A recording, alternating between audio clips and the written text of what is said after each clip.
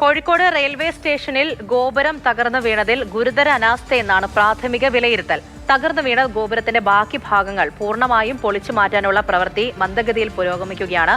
സുരക്ഷാ ക്രമീകരണങ്ങൾ പാലിച്ചാണ് പൊളിച്ചു മാറ്റുന്ന നടപടികൾ നടത്തുന്നത് എന്ന് റെയിൽവേ അറിയിച്ചു. ഒപ്പം 1-4 ട്രാക്കുകളിലൂടെയാണ് ഇപ്പോൾ ട്രെയിൻ കടത്തിവിടുന്നത്.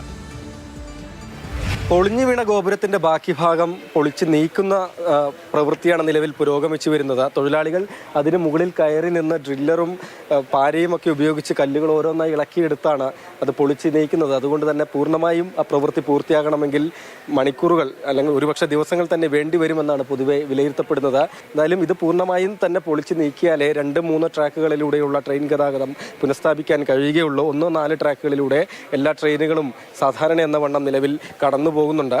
ജനശതാബ്ദി എക്സ്പ്രസ് ഏതായാലും കോഴിക്കോട് നിന്ന് തന്നെയാണ് ഇന്ന് സർവീസ് നടത്തുകയും ചെയ്യുന്നത്. ഇന്നലെ ഈ അപകടമുണ്ടായ ദിവസം അതിനുശേഷം കല്ലായിൽ നിന്ന് 3:30 മാത്രമാണ് ട്രെയിൻ യാത്ര പുറപ്പെട്ടിരുന്നത്. ഒപ്പം Kozhikode BSR Bengaluru express west ഹില്ലിൽ നിന്നാണ് ഇന്നലെ യാത്ര പുറപ്പെട്ടത്. പക്ഷേ ഇന്ന് കോഴിക്കോട് റെയിൽവേ സ്റ്റേഷനിൽ നിന്നും തന്നെയാണ് അതിന്റെ യാത്ര ആരംഭിക്കുകയും ചെയ്യുന്നത്. ഏതായാലും പാസഞ്ചർ ട്രെയിനുകളെയും ചരക്ക് ട്രെയിനുകളെയും ഒക്കെ സംബന്ധിച്ചാണ് 2-3 ട്രാക്കുകൾ ഇല്ലാത്തത് കൊണ്ടുള്ള ആ ഒരു പ്രതിസന്ധി ഉള്ളത്.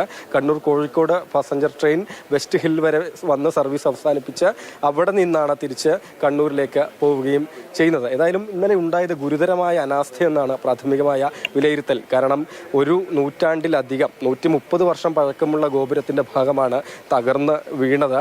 ആർക്കും പരിക്കുണ്ടായില്ല എന്നതാണ് ഏറ്റവും ആശ്വാസകരമായ കാര്യം, മഹാഭാഗ്യം എന്ന് പറയുന്നത്. പക്ഷേ ഒരു ട്രെയിൻ യാത്ര അവസാനിപ്പിച്ച് അവിടെ നിർത്തി യാത്രക്കാരൊക്കെ ഇറങ്ങിപ്പോയതിനു ശേഷമാണ് ഇങ്ങനെ ഒരു അപകടം സംഭവിക്കുകയും ചെയ്തത്.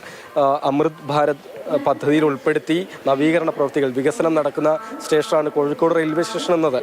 1-ലും 4-ലുമാണ് നിർമ്മാണ പ്രവൃത്തികൾ നടക്കുന്നത്.